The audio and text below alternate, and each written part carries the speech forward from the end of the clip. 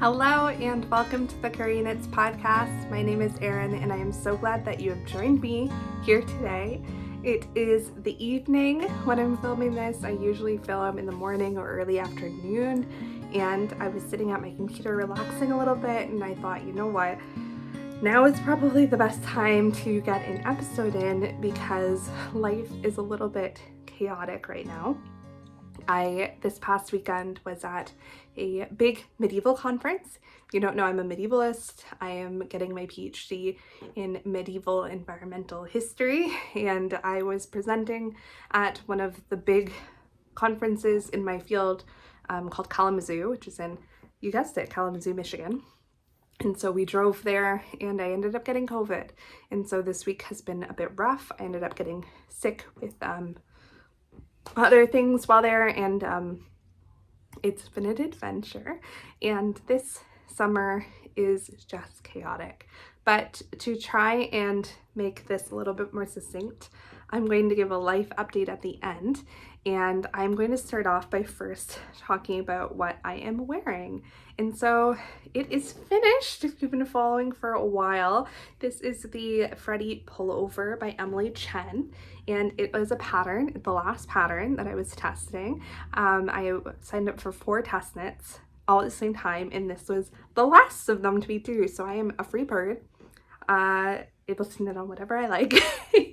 But this beautiful pullover is one that I have actually gotten a lot of wear out of since I finished. I was worried that it would be too far into spring summer that I wouldn't get to wear it at all, but I have actually gotten to wear it quite a bit. It's been a little bit chilly. So this is a polo. The polo sits pretty far back on me.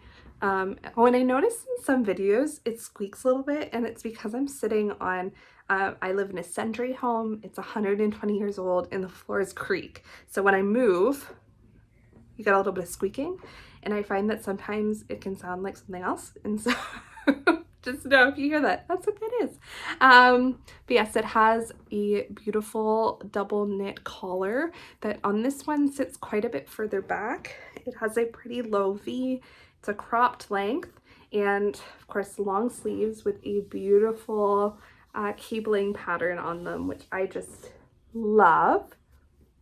And the cabling is down the front as well. I will film a cutaway or put in a photo so that you can see how it fits a little bit better. But I am really loving how this came out. So this pattern is now out. If you're interested, I will leave a link below to the pattern. And I'm really, really pleased with how this turned out. I think that especially in fall next year, it's going to be such a firm staple in my wardrobe. I think the cropped length on me is perfect. I am short. I am like 5'2" on a good day.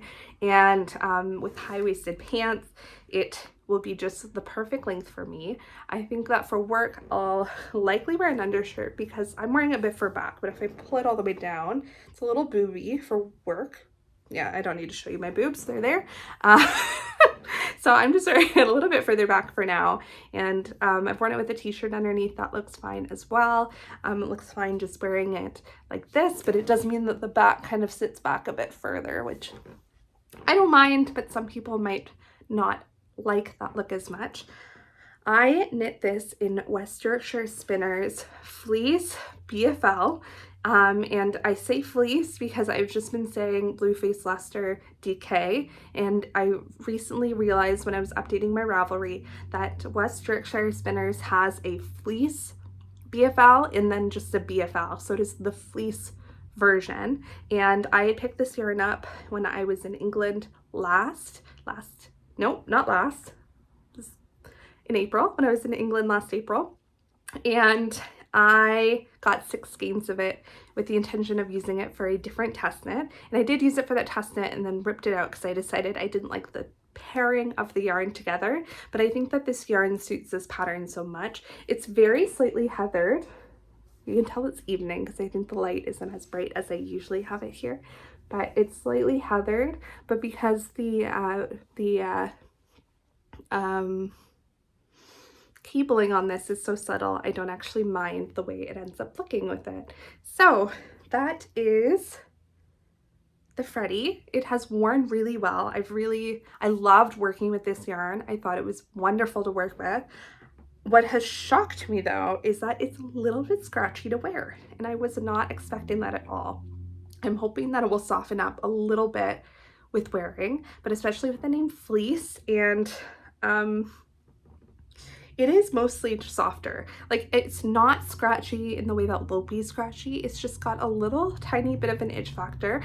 And surprisingly enough, I don't feel it as much on my chest. I feel it on my arms. And I've never had a yarn that is itchy specifically on my arms. It's a very strange feeling. It's almost like it has some guard hairs still left in it that just bristle you ever so slightly. And so I was thinking that I would pick up another 6 skeins of this to make something else. And now I'm kind of going back and forth on whether I think that would be a good purchase, because it's not a cheap yarn, but I think I'll see how it wears. I've worn it 3 or 4 times and I don't see any pills, which is a really great sign. I think that the cabling helps with that as well.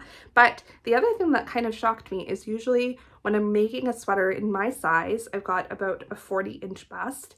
I am looking at around 5.5 skeins for a full sweater. And in Erin or DK weight, or sorry, like worsted or DK weight, that is. And I used all 6 skeins of this, and I was a little worried I wouldn't have enough left. I have like the smallest little morsel of yarn that is sitting back there somewhere, and I am, yeah, shocked that I used so much. I guess shocked and not shocked. I knit this up on 3.5mm needles and believe that the pattern calls for 4. And so this is quite a thick material. It's a dense gauge, and I actually really love a dense gauge. I didn't think I'd love it as much, but I really love it. I love that it gives a little bit more of a polished look to the yarn, or the finished object rather, without being stiff. Like, it still has a lot of drape, but it's not as holey as some of my other garments have been. And there's nothing wrong with the holey garment sometimes, but for this specific instance, I think it really suits the yarn and suits the pattern. And so I've just been really impressed with this. I really love this shape. I will say that I think I would do the neckline differently, and I don't know how I do it, but I'd almost, like, I'm considering somehow like attaching these to pull the collar up a little bit, because I find that the collar sits really far back, and I almost needed short rows or something to bring this point forward. Like, I want it to sit up here, but of course, because it's straight, it just kind of sits further back, and it doesn't, I suppose me saying it is admitting that it's bothering me. It really doesn't. Like, when I'm wearing it, I'm not like, ah, but it hasn't fulfilled my, I initially signed up for this test and cast this on because I really wanted a sweater with the polo neck. And I'm not sure that this has scratched that itch for me yet. I think I will be doing another one. I actually ended up buying the, oh, what's it called? Now I can only think of the long sleeve. Is it the mauve blouse? It's the Elizabeth's top. It's the one that PetiteKnit came out with before the Elizabeth top. I think it's the mod tee. It's the short sleeve version. And I had planned to do the modification where I just made it long sleeve.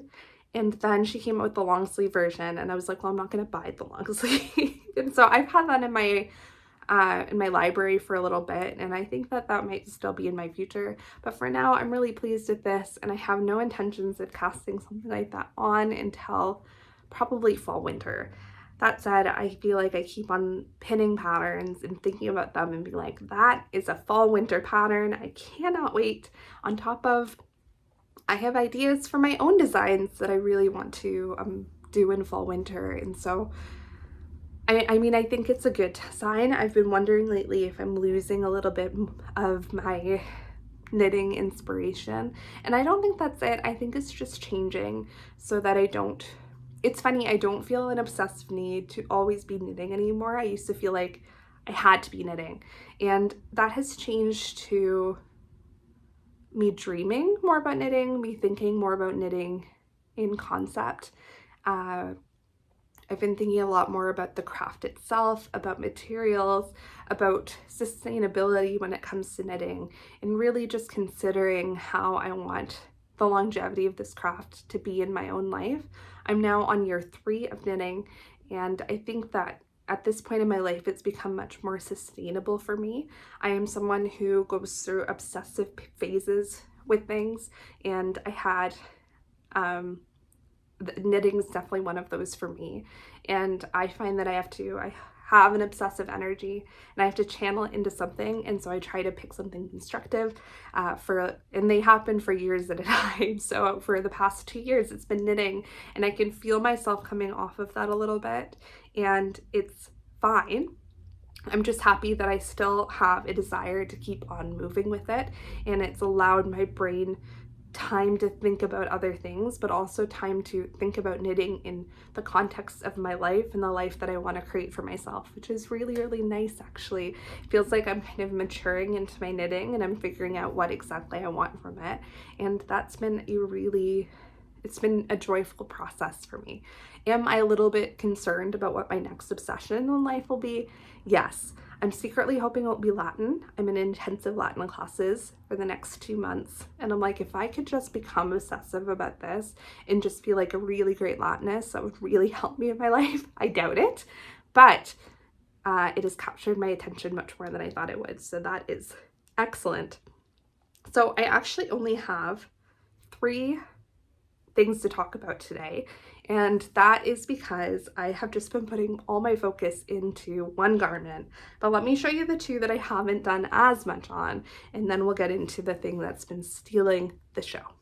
And I just want to say a quick thank you to BenQ and their e-reading lamp for sponsoring this video. When they had reached out to me via email, I was actually in the market for a reading lamp, so I was thrilled when they said they'd send one along for me to try out. This reading lamp is really unique in the features that it offers. I was really impressed with its large light base and the fact that it had so many options, including preset settings for both computer use and reading use. I am someone who usually knits while watching my computer, watching videos, and so I was really impressed that this light can be basically on top of a computer screen and not cause any glare. I also really enjoy the amount of options you have with this light. This light offers options for controlling the temperature, so you can make it warmer and cooler, and you can also adjust the brightness, so you can make it much more dim or much more bright.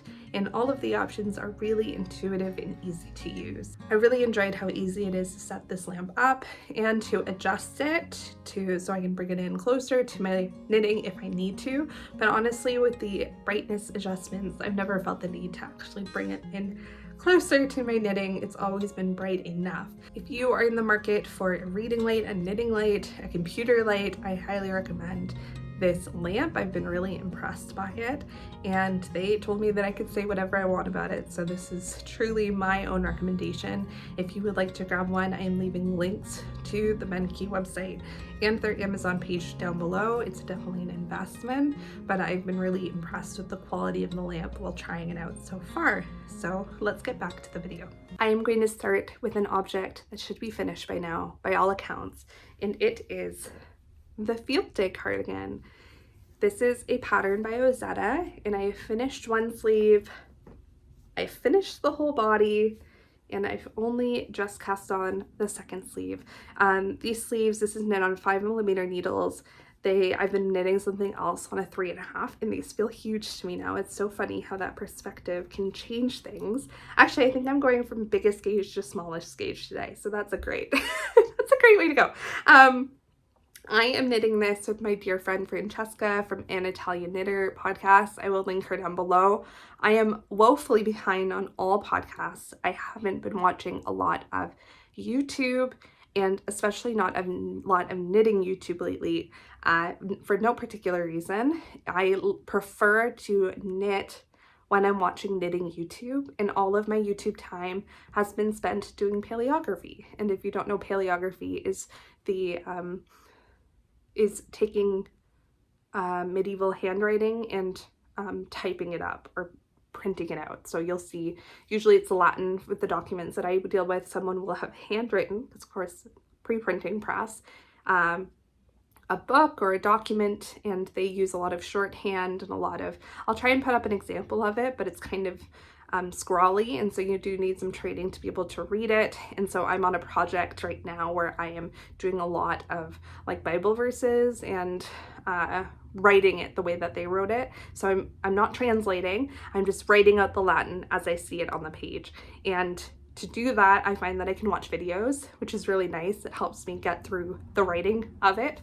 But I don't want to waste my knitting videos on my transcriptions and my paleography. And so by the time I get to knitting, I am often like, oh my gosh, I've watched too much today. I need to listen to a book. And then I never get to the knitting podcast. And so I feel like I'm in this terrible cycle where I'm never watching the podcast, and I really have been wanting to, so maybe I just need to watch them while doing paleography. But then it feels like I'm not knitting with my people. Anyway, Francesca's amazing. If you are in a knitting podcast mood, I highly recommend that you go watch her channel. But we had done a kind of yarn swap. You can check back in the videos to see what all happened with that. But I basically sent her some Cascade 220.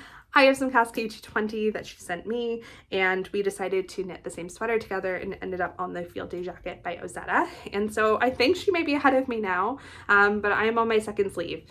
For a while I was ahead, but I think she has now far surpassed me. She must be almost done by now. And yeah, it is going along nicely. This has bite marks on it. I guarantee it was my dog who is lying just over there. Yeah, I am super excited to have this as a finished object. I am shocked by how little yarn this is taking up. I am on only my 4th skein and I have 6, and I am going to use like 4 1/4, I think. So I will have some Cascade 220 left over, which is nice, in a neutral shade. I've got lots of skeins of Cascade 220 either left over from other projects or to be put into other projects, so I'm sure I will make something scrappy. Another thing scrappy with it, I've already made a blanket with a bunch of my Cascade 220 for my mom for Christmas last year. And I'm already starting to collect more of Cascade 220. It is one of my favorite yarns. I do love it. If you can get your hands on it, I highly recommend it. It has recently had a price increase, which I'm not keen on, but alas, I do find that it pills though, so I will warn you, especially with something like this. I'm a little bit worried about it because it's fully stockinette. I do anticipate this pilling. We'll see how it does, especially with the light color. But yeah, I definitely needed more cardigans in my life. As you can tell, all of my whips today are all cardigans, and this will be the first off the needles and probably the one that I can't wear because it's so thick, but it is going to be just perfect in fall. It is I chose the natural color, and I'm a little bit concerned that it's too yellow. I honestly, when I first saw it, considered returning it just because of how yellow undertoned it is as a neutral, which I guess I should expect from the natural shade. But I decided to keep it because I'd see if I wear it. And if I don't wear it, it's a super easy shade to dye. And that's the other thing, is I was like, okay, if I don't get neutral, what color will I get? And I want a black cardigan, but I wasn't feeling like I wanted to knit a black cardigan because it's spring. And yeah, so I actually don't know. I think if this doesn't work out, I might end up trying to dye it black, but we shall see.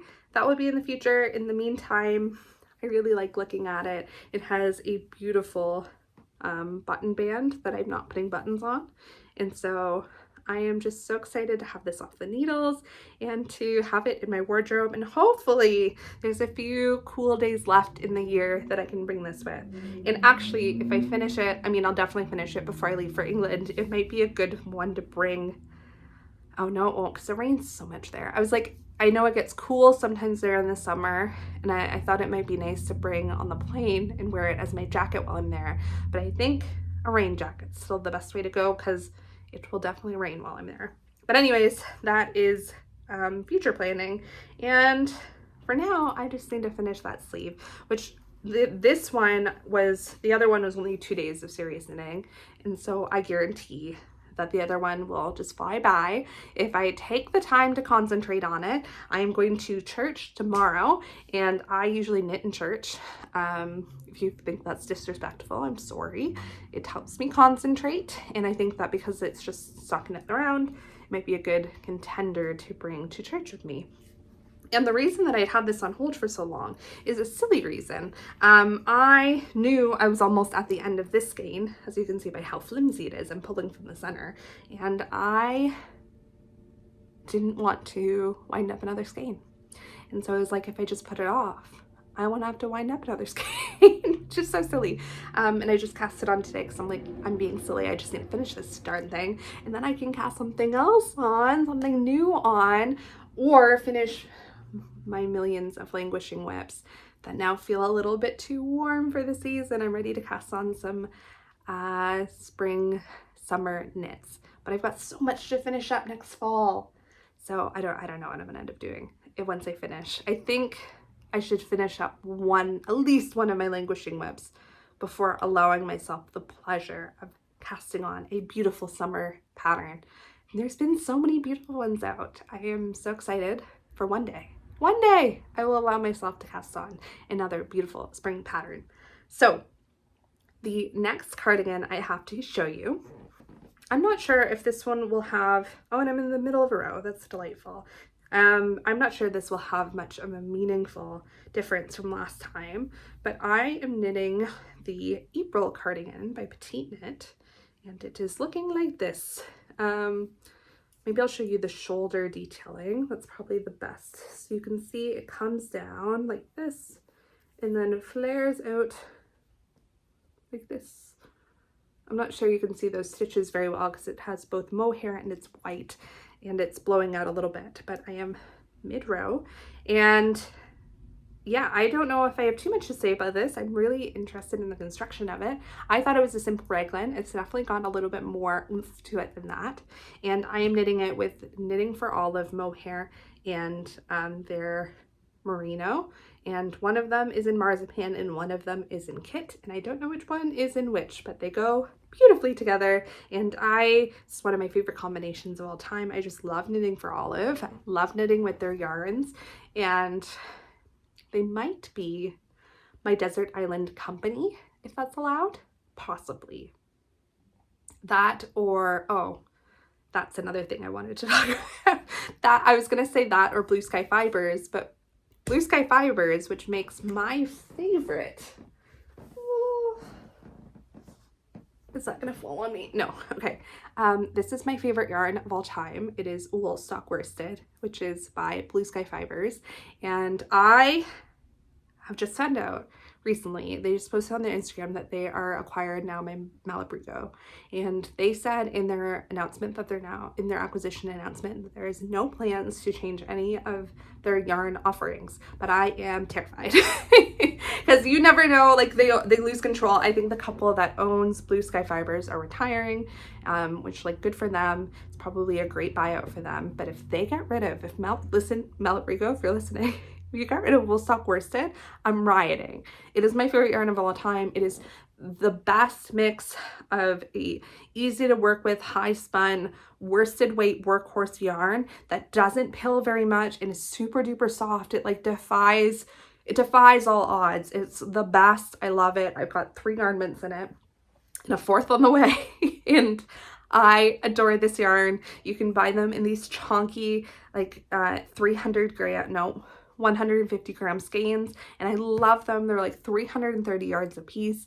They go for miles, and I can get a sweater out of 3 of them. It's not the cheapest. I get sweaters for about 90 bucks when I'm working with this yarn, but it is well worth it to me to spend that price. It is such an enjoyable knitting experience. It's such an enjoyable wearing experience. It is my favorite, and I will not be held responsible for how much yarn I buy if they do ever decide to discontinue it, because I will be both devastated and emotionally shopping. So I just accidentally threw that, but that is my 2 cents on that.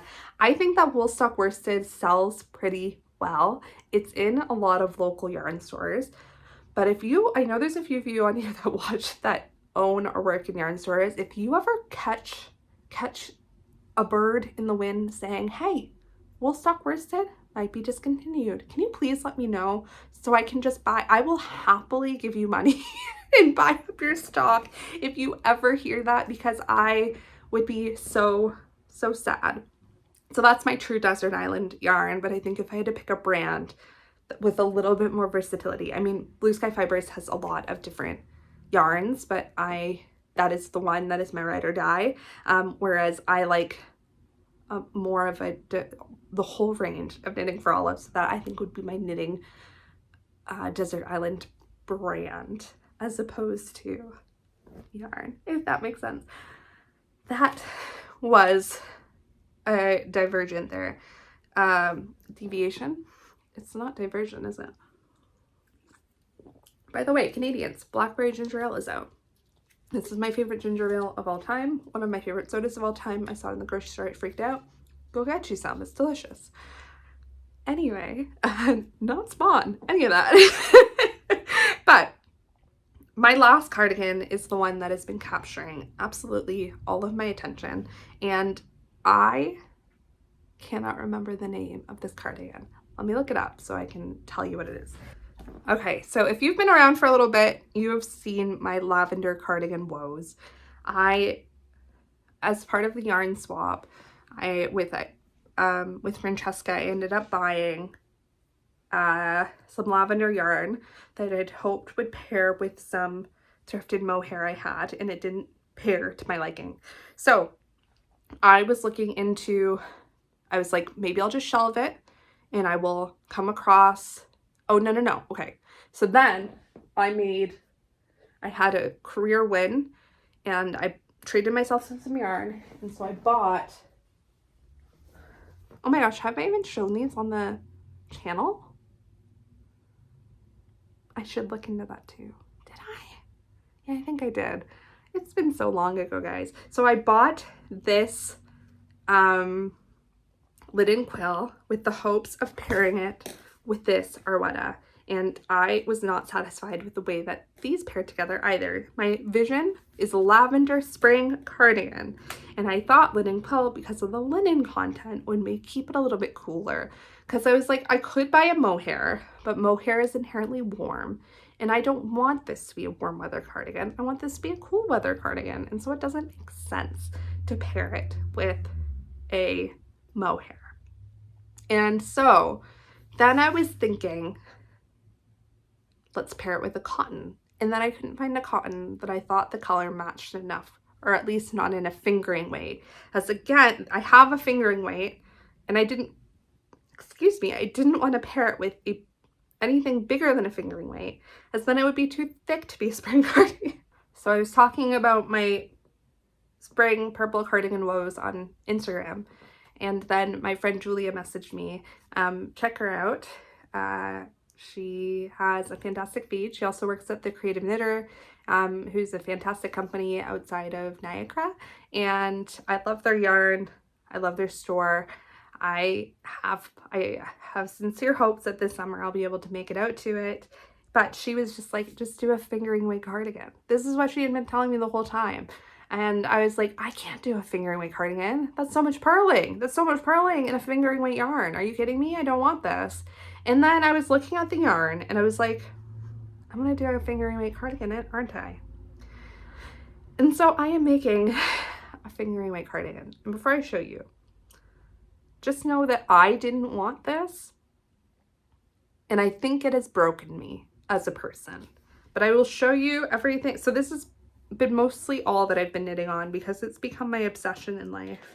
And as all cardigans are, it's a little bit difficult to show. But, oh, okay. So then I had to find a pattern. I was like, okay, fine. I will do a lace weight cardigan. What's a good pattern? And I was thinking it would be cool if I found a pattern with some lace to minimize the boredom of stockinette flat forever. Because after the shaping's done at the top, I'm going to be bored and I'm never going to want to pick this thing up again. So I was looking through and I found this pattern, and this pattern is for a short sleeve cardigan. And I was like, you know what? I can make that long sleeve. I can work with this. So this is what we're looking like. Ta-da! So I thought this would be good because you've got the shaping at the top. It's pretty minimal. And then you got the lace in the bottom, keeps it interesting. I just finished the first lace repeat of 2. I'm just starting this. I just finished row 1 of the second repeat.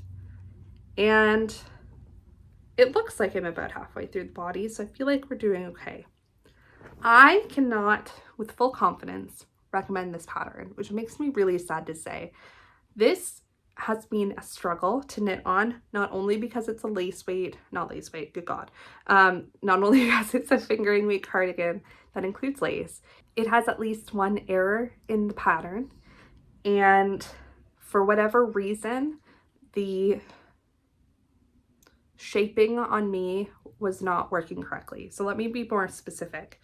So this is a drop shoulder cardigan. You pick up the back, or you cast on the back, and you do short rows to shape the back, and then you knit down the back. Pretty basic construction. And then you pick up the front, you knit down, and then join the armholes. If you've knit a top down drop shoulder construction, very standard, very much what you'd expect. But when I had finished the recommended length, I could not fit my arm through the armhole if I were to close it. And the weird thing is, or was, that if I put it on like lengthwise, it was perfect, and I measured my gauge, and for once in my life I was bang on, both row and stitch gauge, shockingly. And so I even went through and calculated based on the rows and the numbers that she was saying based on her gauge what it should have been, and I was bang on what she recommended for the armhole, and I could not fit my arm through that hole. And I should have been able to, according to the schematic. And so there was a discrepancy there. And then, so I realized I had to add more length. Thankfully, that was really easy. Before you join the armhole, you've got like your front panel, your back panel, and then your other front panel. And so I just added length to all three of those and then closed it up. No problem. Fine. So that was the first thing I was like, that's a little funny. I'm still not 100% sure. I did all my checks, but I could have done something. I will freely say that something could have went wonky on my end, but it seems like the armholes that she had planned for this pattern were small, which is especially odd to me because of how much ease there is in the general pattern itself. And so, okay, fine, finish that. I'm doing the body, I'm going back and forth, and then I start the lace panel. One of the early rows of the lace panel, and I don't want to give away the pattern, but the lace is made by making eyelets and decreasing on either side to make this like ripple effect. That's a good view of it in the back. This ripple effect here, which looks beautiful on the pattern because it makes the bottom have like a crepe go back up and down, which is something that I really like about the original pattern. The first increase decrease row of the pattern is inaccurate, and I looked at it the first time around and I was like, that's kind of funny. I'm sure we resolve it though, and it does not get resolved. And so in that row you decrease 6 but make 3, and that's a problem because you're decreasing your stitches, and it is very obvious to me, having gone through the whole pattern, that you are not supposed to decrease your stitches in that row, or else your cardigan would taper like this. And you can tell by the way that she's wearing it and the way that everyone else has somehow figured this out, that you are not supposed to taper your cardigan in that way. So I actually did the decreases wrong in the very first row of this lace, and then I caught it the second repeat. I said there were only 2 repeats. There's like a chart that you repeat 3 times within the 1 repeat, but there's other things going on. So you can kind of see it. So like this repeat I decreased on accident, and then this repeat I caught my mistake, but it wasn't my mistake, it's a mistake in the pattern. And so that is why I can't wholeheartedly recommend this pattern, is because I've had a heck of a time with it. I'm thankful that I started this pattern experience as a knitter to be able to amend the lace pattern and to figure out what the heck is going on, because like it took me a minute. I thought I was going a little wild. I have not looked up in everyone else's Ravelry write-ups to see if other people have caught this pattern, and I haven't done the due diligence and reached out to the designer yet, which I should and I will do. But honestly, I discovered it at a conference and I've had COVID ever since, and I've just been knitting away on this pattern, and it's honestly been the last thing on my mind. I have full intentions of reaching out to the designer and saying, hey, unless I'm reading this wrong, there's something weird with this pattern. And we'll see what she says, and hopefully she accepts it with open arms. I've never made anything else from this designer, but I do like a lot of her other designs, and I was thinking that if this one went well, I would opt to make another. Let's move that camera back. And now I'm just not sure if I will. I'm sure I will. It's not like it's flawed to the fact it's unusable, and I think that the lace design on this is really nice. I think that she has some really unique designs. I love that in this pattern the button band has eyelets and it's done in garter. I think it's really unique, and I'm really excited for the finished object. I'm still not completely sure how I'm going to mend the sleeves. I do want long sleeves, and in the original pattern the sleeves go immediately into the lace to make like a beautiful scalloped cap sleeve, and so I want it to be long, but I'm not sure if I should end off the sleeves with lace still or just add some ribbing or some garter at the end. But I think it'll be a little bit easier to figure out what I want to do when I have the body completely finished. And yeah, you can probably see why it's been taking so long. This is on 3.5mm needles, which isn't that bad, especially for the gauge that I'm getting out of this. I thought I'd have to go down to a 3, and I'm knitting on, I think it's 3.5, maybe it's 3.25. Oh, it is 3.25. I did go down. So I'm knitting this on a 3.25.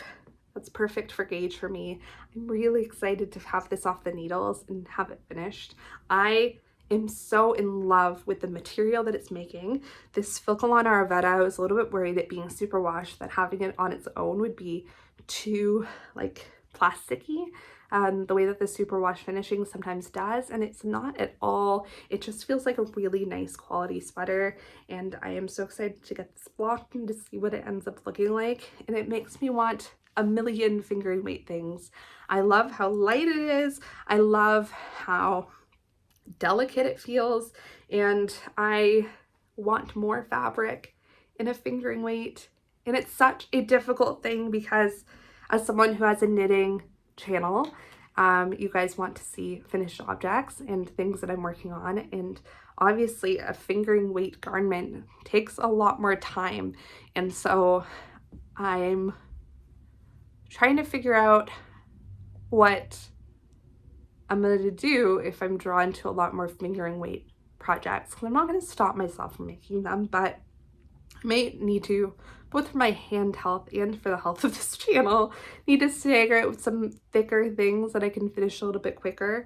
But yeah, I feel like my ability and my desire to keep on knitting a fingering weight garment, and a cardigan at that, speaks really well to my future with some fingering weight garments. I have some fingering weight quantities of yarn that I've been collecting for a rainy day, and I'm excited to be able to cast those on, and it's a really cool way to knit on a sweater in the summer, which sounds so silly. But I also have some purple linen quill that I'd love to do something with, and I think I'll just hold it on its own, so that should make another fingering weight garment. I've got 3 sweaters quantities of linen quill, so I think that a lot of my summer garments coming up might be in a fingering weight, which will be really exciting to explore some fingering weight patterns that I've had my eyes on, but I've always thought, oh my gosh, I can't do that. Now I know that I can, and both that I can, but I will also have the drive to keep on knitting it. And I think the key for me and fingering weight will either be a really interesting construction or lace.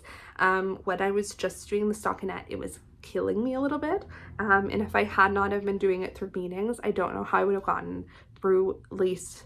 I keep saying lace weight because it's a lace pattern in fingering weight, and I keep on smushing them together. A fingering weight cardigan knitting stockinette flat, I don't know how I would have gotten through that without having basically my full attention on something else, because that's a lot of burling with very teeny tiny needles. So yeah, I don't know. And maybe, you know, I've been thinking about doing this as well. Maybe that's my the secret to getting me onto sock knitting, is maybe I've only ever tried stockinette socks. Maybe they're just too boring for me. Maybe I need to try some like super cabley lace socks to keep my interest. Maybe that's the problem. Maybe it's not the small needles at all. It's the having the attention span of a squirrel that's really hindering me with these socks. So yeah, I guess we'll see. I hope it's not getting too dark. It is, there's a storm rolling in, which I'm excited for because my backyard needs watering. Okay, I have a couple acquisitions, and then let's talk life. So I got lucky at the thrift store recently, and I have a few things to show from that. So I found this Elizabeth Lavold Twice Tweed Designer's Choice, and I got 4 of these. I found at the thrift store.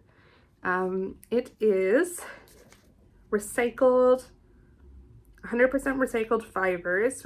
That is made of 42% wool, 32% polyamide, and 26% cotton.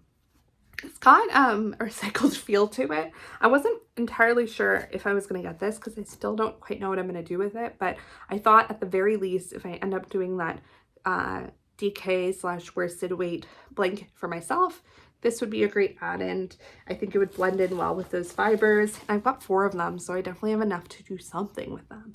I just don't quite know what it is, but I got all of this for $5. So I really couldn't, I don't know, I couldn't pass that up. And then I got a mystery bag of yarn that I was pretty sure was all wool, and I was right. So let me start with the one that is labeled. I got all this, everything you're seeing from this point on, this was all in a bag for $5 again. So this is one that caught my eye because a friend of mine had been talking a lot about possum yarn, and this has some possum in it. So speaking of lace weight, this one is called Kiwi Lace Weight. It is a beautiful green color. It is 40 grams. It is 40% New Zealand merino, 30% organic cotton, and 30% possum. And I've never had some possum fiber. This is, it kind of just feels like cotton, to be honest. It's a lace weight. I have no idea what I'm going to do with it, but I think it's really cool. And I'm sure I will throw it into some kind of accessory, probably as a second skein, because holding a lace weight for an entire accessory might be a bit much for me, but I don't even know what the yardage on this is. So it's only 200 meters, so it's not going to go very far. Funnily enough, its gauge is 42 stitches is what it recommends, which is like too much for me. But it's from the brand New Zealand, and that is not a brand I've ever tried before. But I had a few people from Oceania, New Zealand, Australia messaging me saying that this was a really nice quality yarn, so I'm happy to give it a go. And then the reason that I selected this bag is because it has a bunch of balls of this, and I am 90% sure this is Cascade 220. It looks exactly like Cascade 220. And it passed the burn test. If you're not aware of what the burn test is, you burn a piece of your yarn, and if it ashes and crumbles, it is usually a natural fiber, and if it melts, it's a not natural fiber such as acrylic, because acrylic and polyester, they're made out of plastic, and so they will melt if you put heat to them, but natural fibers will burn. And there's a lot more advice online if you are interested about the way in which things burn that can indicate the fiber. I don't really care, so I do not have advice in terms of that, but I think that this is Cascade 220. I think it is, and I was thinking that these balls could again go into that blanket, or be used for collar work, and it's a beautiful green color. You guys know how I feel about green. There's a serious lack of green in this episode, so you know I had to bring it with my thrift store finds. And then there were 2 very obviously scrap balls of other green yarn that has beautiful variegation in it. And I did not know what these were. I kind of figured if they're natural fiber is great. If they're acrylic, I will pass them on, and they are natural. I posted on Instagram about these. I post a lot on Instagram if you want to go follow me. Not a lot of posts lately. mind you, but I've been busy on the stories.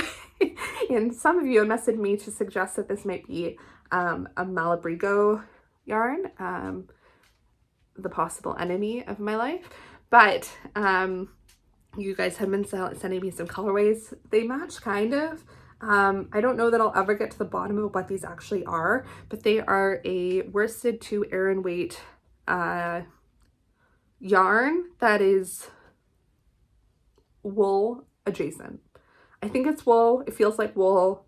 Oh, there's Gibson. There's a small chance it might be like alpaca or a blend or something, but I also figured that when I make that blanket, these will definitely be going in there. Or again, would be decent for color work if I just had a small section. It's just like really cool variegation, especially in this one. I don't know why we're not focusing well. But yeah, so those are all my thrift finds. Nothing too wild this time, but I was really happy to find them and happy to have them joining the stash. Yeah, things have been a little bit chaotic lately. When are they not? I have started the spring term. I got back from Vegas and I immediately had our annual meeting, which was a whole weekend. And then I was in a workshop for 3 days.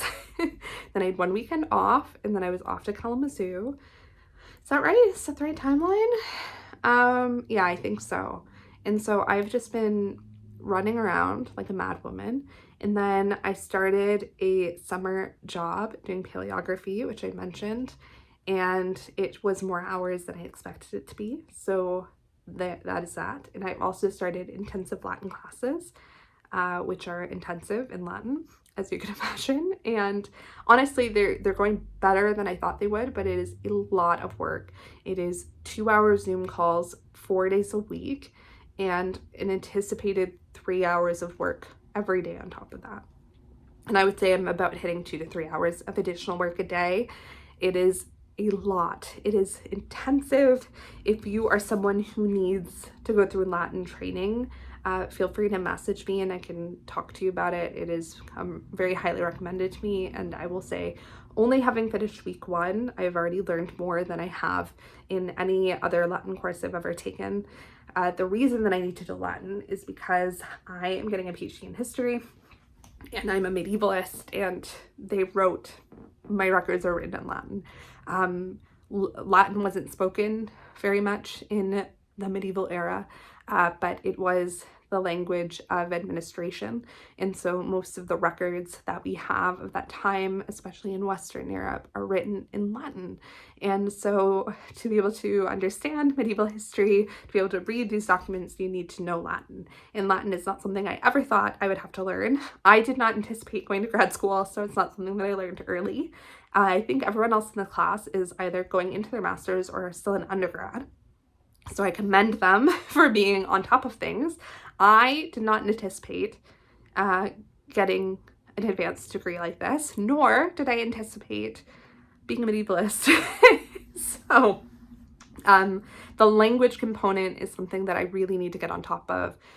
Knowing languages is, I would say, the best asset you can have for yourself going into a career like this. If the more languages that you know, the more power that you have. And so if you are an aspiring medievalist, historian, I would say that instead of focusing on history in undergrad, I would focus on languages. If I were to go back knowing that I would be going to grad school and that this is the landscape of things, I would get my undergrad in languages. I would get it, for me personally, I would major in like French and minor in Latin and German, probably. That would probably be the best thing to help me out. Choose 2 different language families at the very least.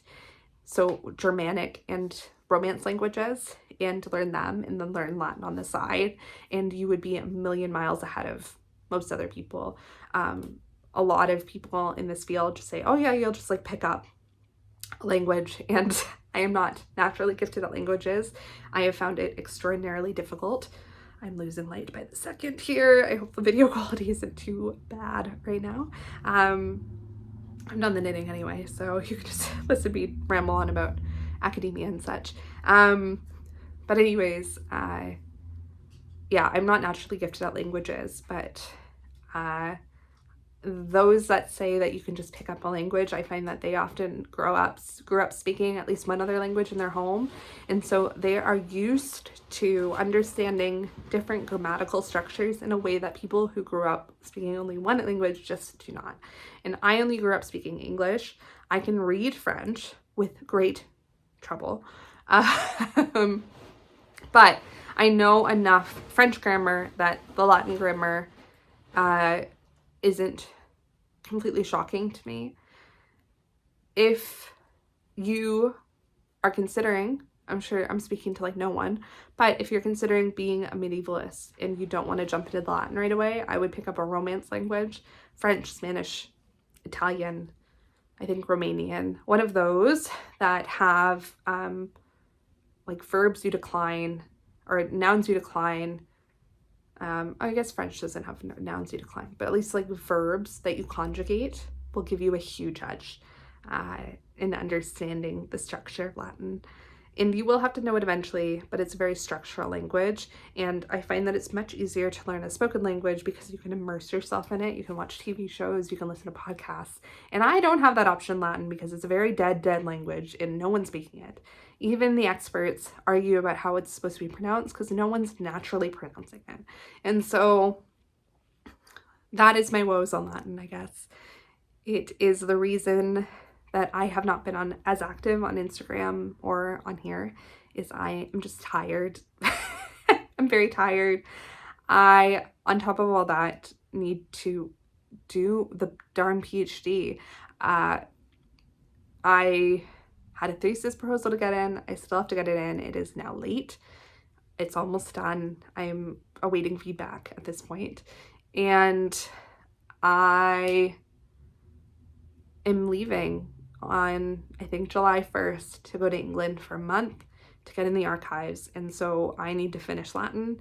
I need to finish my thesis proposal, all of that, all before then. So I just have a lot on my plate right now. I'm working a lot. And I don't have a lot of time for myself, for knitting, for anything. And it's just a very busy season of life right now. And it's just a season of life where I need to focus on my career. And that's just, it is what it is. I think everyone has those phases in life. So, yeah, I mean, I feel very blessed too, that this is what focusing on my career looks like. It is really cool that focusing on my career means learning. And I'm trying not to take that for granted, and it's all like good work. It's just exhausting work. My mind is so tired and it really just takes a toll on you sometimes, that and everything else. So, but I have also been sharing on Instagram my gardening adventures. I inherited a dirt patch of a backyard and I have been planting clover. So I have put that as a highlight on my Instagram. If you are interested in gardening, I will probably just save it for there. I thought I would do like a gardening video of like transforming my backyard from a dirt pit into a beautiful oasis. And it is just so challenging because I've never gardened in my life and I am learning. And I saw some weeds coming up and I was like, oh, you know what? They're really short. It'll add to the grass. Some of them are flowering. They will attract the bees. And I came back from Kalamazoo and they were like at my knee. And I looked them up and they're like an invasive species that will destroy your garden. And they were not flowering anymore. And they were like mean and huge. And I was like, oh my God. I had planted clover back there. They'd like decimated the clover and I had to rip them all up. It took hours. I was just sitting outside and yanking weeds. And then I was like, these weeds go deep. I'm gonna have to like get a shovel out here and turn the soil to make sure I pull all the roots out so that they don't grow back. And guys, the root system of these freaking weeds was, I've never seen anything like it. It was like covered in dirt. Days of work while having COVID, I was like coughing, but I was like, no, it's good for me. And to be fair, I healed faster from this this bout of COVID than I did last time. So maybe the fresh air did do good things for me. But yeah, it's probably funny to watch, but the roots, I got as many as I could out, and I returned the weed patch to a dirt patch from whence it came, and I've planted more clover, and hopefully I will have something that resembles a lawn. Fingers crossed. I've also planted some plants. I planted some lavender and some pothos, so that is going swimmingly, and that is all I have going on in my life right now. I've got my garden, I've got my Latin, and I've got my knitting, and that is great. And then me and my husband go out for walks, and that's about all I can handle right now. I feel like I haven't seen my friends in ages. I keep on, they keep messaging me, and then they're like, let's hang out this weekend, and I keep on being like, no, I am out of the country, and then I get back, and I'm like, hey, we should hang out, and they're like, actually, I'm out of the country. And so I feel like I've been doing that with all of my friends lately, and so I'm glad that they're traveling. I hope they're glad that I'm traveling, but I haven't seen them in forever, and usually I would feel it, like I would feel it in my soul, like, oh, I gotta hang out with people, but I think I've just been around people so much for work events and traveling that I just it's fine. We'll see each other when I see them. I miss them, but I'm like, yeah, I'll see you when life slows down just a little bit, just an ounce. So yeah, this season of life. Are you in a busy season of life? Does it feel like life is going a million miles an hour now? Because that certainly feels that way to me. We're almost in June, guys. Where did May go? I don't know. So yeah, let me know if you have some exciting plans coming up. What are you knitting on? I hope you're having a wonderful day. And like the night, I will go away into the night now. It is really dark, and I will see you next time. Bye.